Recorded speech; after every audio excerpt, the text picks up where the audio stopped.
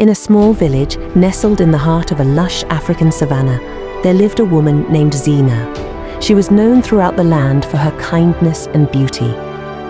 But what made Zina truly special was her connection to the earth. She had a gift. Wherever she walked, flowers would bloom and the soil would become fertile. The villagers called her Nyanyati, meaning Mother of the Roots. Zena loved her people dearly and used her gift to help the village thrive. When the rains failed, she would sing to the skies and soon clouds would gather. When the land became barren, her touch would bring it back to life. But this gift was not without sacrifice. It drained her strength. And with each passing season, she grew weaker.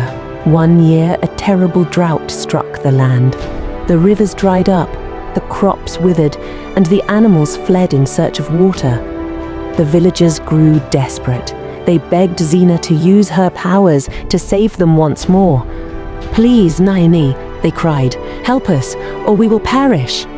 Zina, though frail, could not turn her back on her people.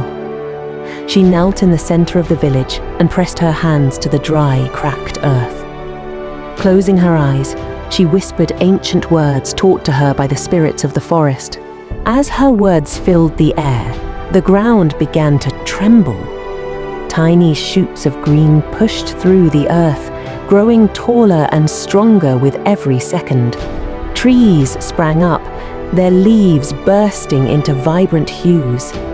Streams of crystal clear water bubbled forth, flowing into the village.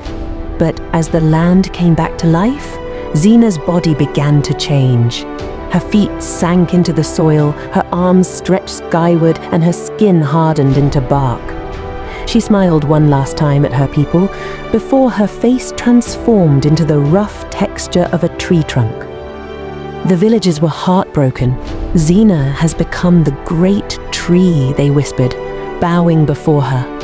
The great tree stood at the heart of the village, its branches wide and protective, its roots nourishing the earth.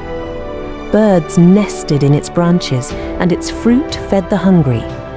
The villagers built a shrine beneath its canopy and promised to honor Zina's sacrifice for generations to come. To this day, the villagers believe that Zina watches over them as the great tree. They say that when the wind rustles its leaves, it is her voice, reminding them to care for the land and each other.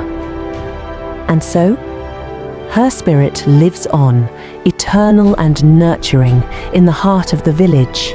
This tale speaks of selflessness, the bond between humanity and nature, and the power of sacrifice for the greater good.